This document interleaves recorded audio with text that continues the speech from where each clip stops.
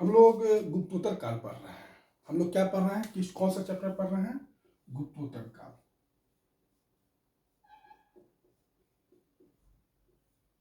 गुप्तोत्तर काल में हम लोग कुछ क्षेत्रीय राज्य के बारे में पढ़ रहे हैं। क्षेत्रीय राज्य के बारे में पढ़ रहे हैं, है ना। जैसे हम लोगों ने कल पढ़ा था कलचुरी वंश, याद होगा, या चेदी वंश। इस वंश का एक प्रसिद्ध शासक था गांगेयदेव, मैंने बताया था कल आपको। और गांगेयदेव ने विक्रमादित्य का उपाधि लिया था। गांगेयदेव ने किस उपाधि लिया था? विक्रमादित्य का उपाधि लिया था।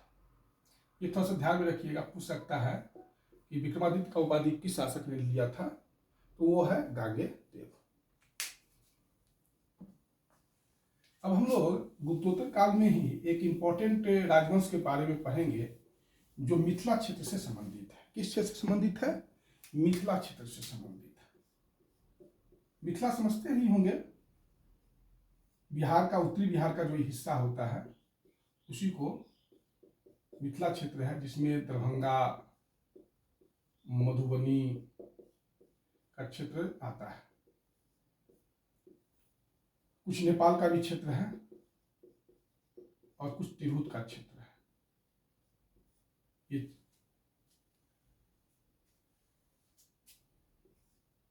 कहानी है 1097 एडी का। मिथिला में एक वंश का स्थापना हुआ, उसका नाम है कर्नाट वंश। उस वंश का नाम क्या है? कर्नाट वंश। इस वंश को देव वंश के नाम से भी जाना जाता है और सिमराव वंश के नाम से भी जाना जाता है।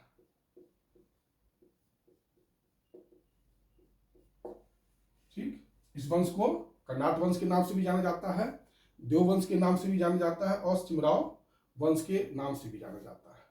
क्योंकि इनकी जो राजधानी थी वो सिमरौनगढ़ में थी। कहाँ थी? सिमरौनगढ़ में थी। सिमरौनगढ़ कहाँ है? नेपाल आ जाइएगा ना, तो नेपाल में एक जगह है बारा जिला। बारा जिला में ही यह इनकी राजधानी थी, सिमरौनगढ़। और चूंकि सिमरौनगढ़ सिमराव वंश ये है। इस वंश का संस्थापक था नान्यदेव। नान्यदेव का अगर सीमा देखा जाए तो उत्तर में हिमालय, दक्षिण में गंगा नदी तक, और पूरब में आप जाइएगा तो महानंदा नदी तक, और पश्चिम में अगर आप जाइएगा तो गंडक नदी तक। यह इनका साम्राज्य का सीमा था। नान्यदेव के बाद जो शासक बने वो गंगदेव बने। नान्यदेव के बाद कौन शासक बने? गंगदेव बने। इसका एक प्रमुख शासक है नरहरि सिंह देव। कौन है? नरहरि सिंह देव। नरहरि सिंह देव।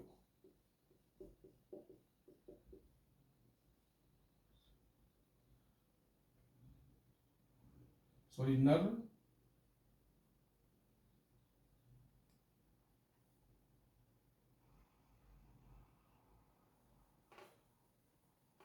इसके बाद जो प्रमुख शासक है नरसिंह देव।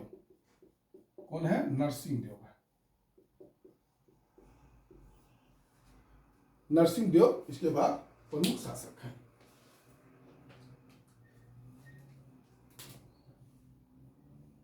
नरसिंह देव जब शासक बना तो इसका संघर्ष काफी सेन राजवंश के साथ होता है। बंगाल का जो सेन वंश था, याद होगा आपको। तो उसी समय बख्तियार खिलजी बंगाल की ओर बढ़ रहा था। बख्तियार खिलजी से नरसिंह देव ने कुछ साठगांठ करके अपनी सीमा का विस्तार किया और दरभंगा और तिरहुत के क्षेत्रों में इसने अपने साम्राज्य का विस्तार कर दिया। दरभंगा और तिरहुत के क्षेत्रों में इसने अपने साम्राज्य का विस्तार कर लिया।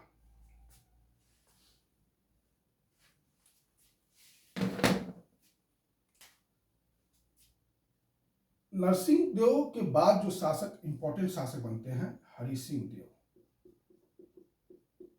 हरि सिंह देव, हरि सिंह देव ने मिथिला में पंजी व्यवस्था का शुरुआत किया।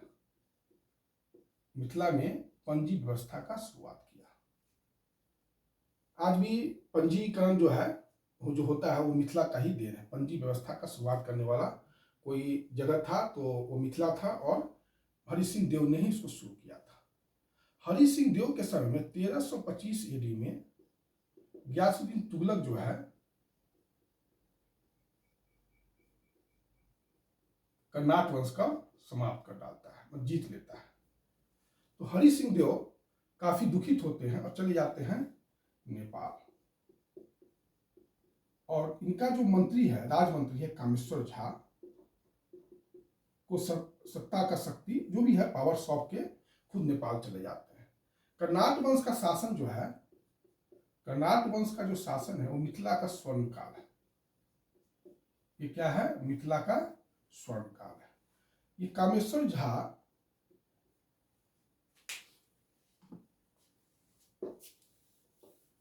ने दरभंगा में जो है आप कह सकते हैं ये जाति के मैथिली ब्राह्मण थे।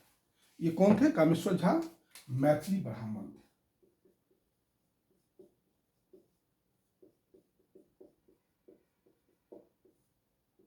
और इनका जो वंश चला आप कह सकते हैं कि इसको ओइनवार वंश भी कहा जाता है।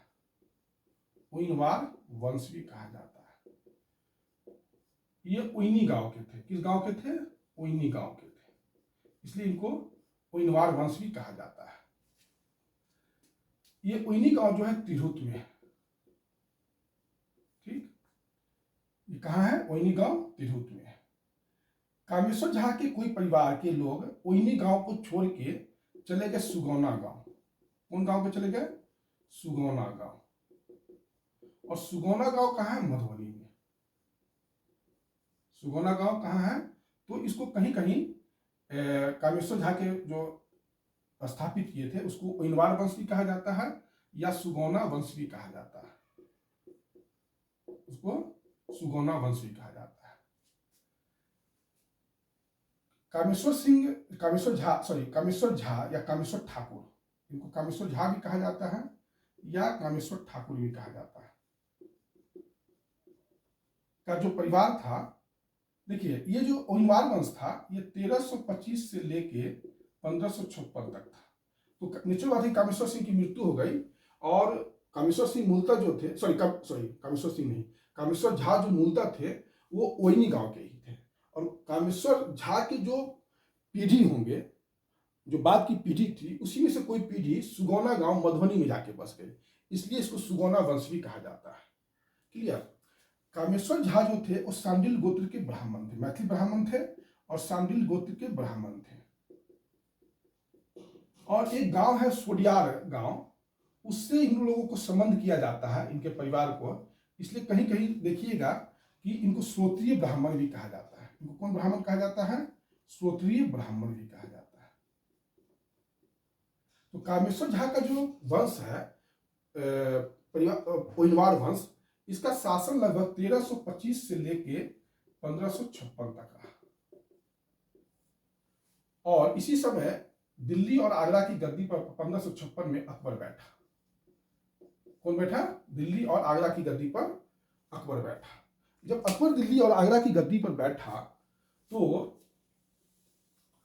उसके बाद आप कह सकते हैं कि 1325 से लेके 1556 तक, 1325 से लेकर 1556 तक आप मान सकते हैं कि मिथिला में जो था अराजकता का राज था। मिथिला में किसका राज था? अराजकता का राज था। अगर 1325 से लेकर 1556 तक मिथिला क्षेत्र में अराजकता का राज था और तुगलक वंश के पतन के बाद तो और भी अराजकता बढ़ गया। तुगलक वंश के पतन के बाद इस क्षेत्र में और भी अराजकता बढ़ गया।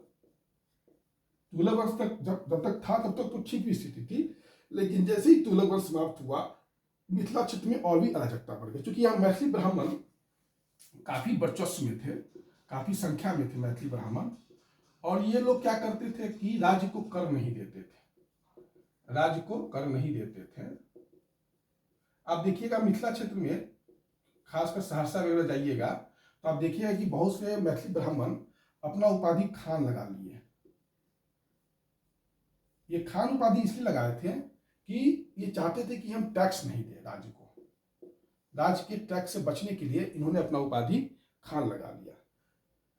तो ये सब काम ये करते थे। मतलब कहने का अर्थ काफी अराजकता का काल था 1556 तक। जब अकबर राज्यारोहण हुआ और बिहार और बंगाल में अकबर जीत लेता है 1572 के आसपास, तो मानसिंह जो है इस क्षेत्र में आता है। और मानसिंह जब इस क्षेत्र में आता है तो काफी देखता है कि अराजकता की स्थिति है, मैथिली ब्राह्मणों का वर्चस्व है और कर नहीं देते हैं। जो कर्नाट वंश मिथिला क्षेत्र का स्वर्ण काल था, वही जो है 1325 ईस्वी के बाद, कर्नाट वंश की समाप्ति के बाद काफी जो है यहाँ पर काफी दुखद स्थिति था यहाँ का।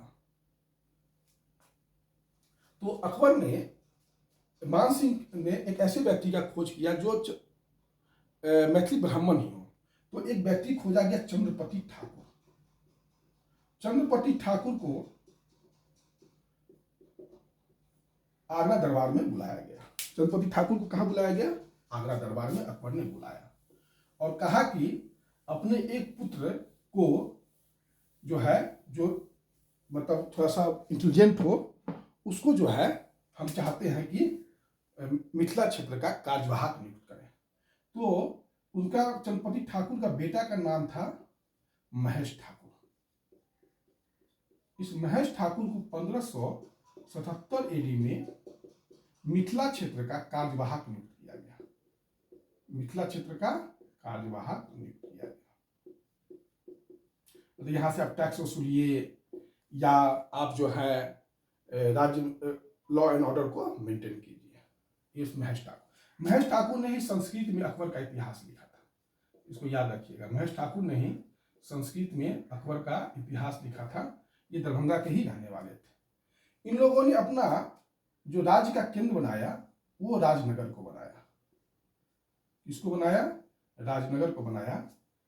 और राजनगर कहाँ है? मधुबनी में। दरभंगा के पास है मधुबनी, वहीं है। और महेश ठाकुर को 1577 में रामनवमी के दिन कार्यवाहक नियुक्त बनाया गया। रामनवमी का दिन था, ये भी था, ध्यान रखिएगा। राजनगर से, और राजनगर से 1577 में राजनगर था और 1762 ईडी में ये राजनगर से ये लोग चले आए दरभंगा।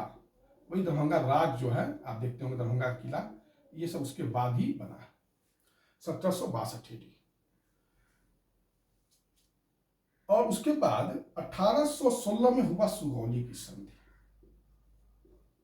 सुगौली की संधि बताएंगे जब मॉडर्न हिस्ट्री पढ़ाएंगे, लेकिन अभी आप इतना ही समझिए कि इससे दरभंगा राज का जो क्षेत्र था, जो मानचित्र था, वो थोड़ा सा कम हो गया, क्योंकि इसके राज्य का अधिकांश हिस्सा चला गया नेपाल में।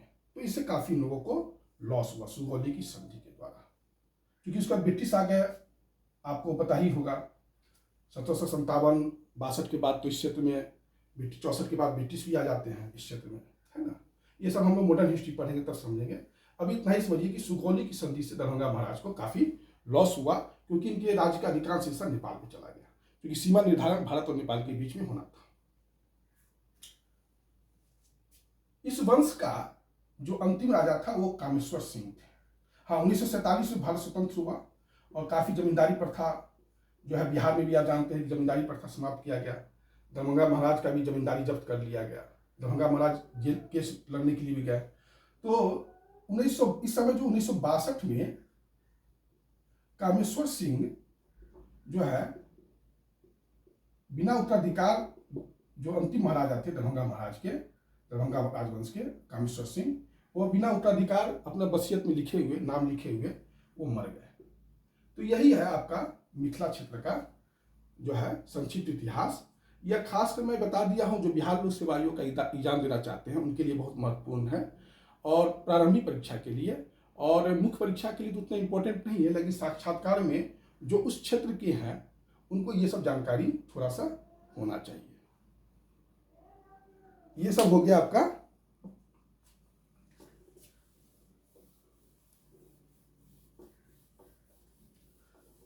अब जो है हम लोग पढ़ेंगे कश्मीर के बारे में। कोई भी अगर आपको कंफ्यूजन हुआ हो तो कमेंट बॉक्स पर आप आके कमेंट कीजिए, उस पर इसका जवाब हम जरूर देंगे। आप लोग कमेंट जरूर किया कीजिए। कश्मीर में 7वीं सदी में कालकोट वंश का स्थापना हुआ। किस वंश का स्थापना हुआ? कालकोट वंश का स्थापना हुआ। कालकोट वंश का संस्थापक था दुर्लभवर्धन, और इसने राजधानी कश्मीर को बनाया था। इस वंश का प्रसिद्ध राजा था ललितादित्य मुक्तापीड।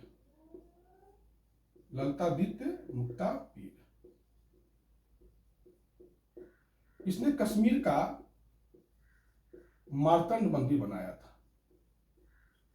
कश्मीर का कौन सा मंदिर बनाया था? मार्तंड मंदिर बनाया था। मार्तंड का अर्थ होता है सूर्य मंदिर। कालकोट वंश के बाद जो शासक वंश आया कश्मीर में, वो आया उत्पल वंश। उत्पल वंश का संस्थापक था अवंती वर्मन। कौन था? अवंती वर्मन। अवंती वर्मन का एक इंजीनियर था, अभियंता मंत्री था सुई ने कश्मीर में सिंचाई के लिए तालाबों का जाल फैलाया। ये बहुत इंपॉर्टेंट है। सुई किसका मंत्री था, क्या था पेशे से? तो इंजीनियर था अवंती वर्मन का, और सिंचाई के लिए काफी प्रबंध किया कश्मीर क्षेत्र में। उत्पल वंश की ही थी रानी दिद्धा। उत्पल वंश की ही कौन थी? रानी दिद्धा। रानी दिद्धा का भतीजा का नाम था संग्राम राज।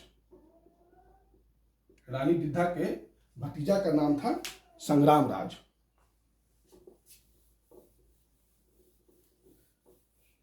संग्राम राज ने 1003 एडी में लोहार वंश का स्थापना किया।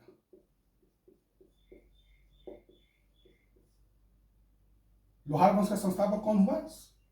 संग्राम राज। इसी वंश का एक प्रसिद्ध राजा हर्ष हुआ। हर्ष को कश्मीर का नीरो कहा जाता है, अर्थात ये काफी क्रूर शासक था। जनता के प्रति इसके मन में कोई दया भाव नहीं था। नीरो जो था रोम का शासक था, और कहावत है कि रोम जल रहा था तो नीरो जो वहां का शासक था बंसी बजा रहा था। मतलब राजा को प्रजा के दुख से कोई मतलब नहीं था।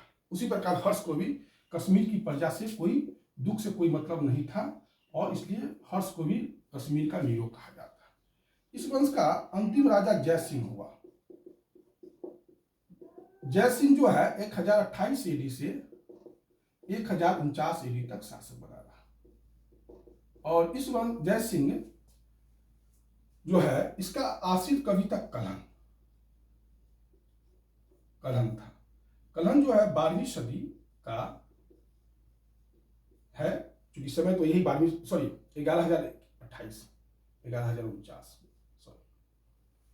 सदी का है कलहन, और जय सिंह का राजश्रित कवि है।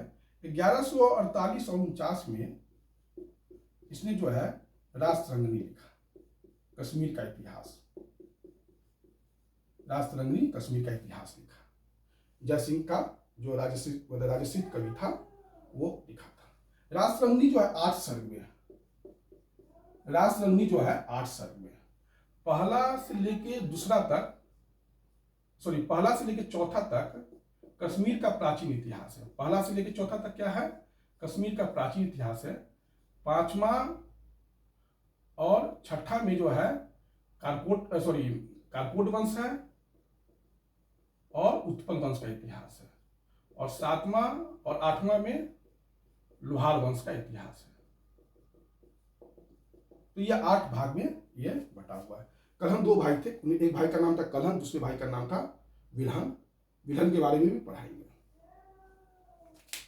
एक चीज और बता देते हैं, जो कर्नाट वंश का संस्थापक नान्यदेव था, उसने जो राज्य का स्थापना किया था, एक फैक्ट जो मेरे दिमाग से मिस कर गया था, 1097 एडी में नान्यदेव ने 1907 एडी में कर्नाट वंश का स्थापना किया था। और इसमें इन्होंने चालुक्य वंश का शासक विक्रमादित्य छठा, विक्रमादित्य 6 से मदद लिया था अपने राज्य का विस्तार करने के लिए, अपने राज्य का विस्तार करने के लिए। तो यही है आपका आज इंपॉर्टेंट 2 राजवंश के बारे में पढ़ाएं, मिथिला का कर्नाट वंश के बारे में, और दूसरा पढ़ाएं हम आपको कश्मीर के जो है इतिहास के बारे में। यह आज का क्लास इतना ही। फिर जो है हम लोग नेक्स्ट डे गुप्तोत्तर काल का जो भी टॉपिक है उसको हम लोग पूरा करेंगे। धन्यवाद।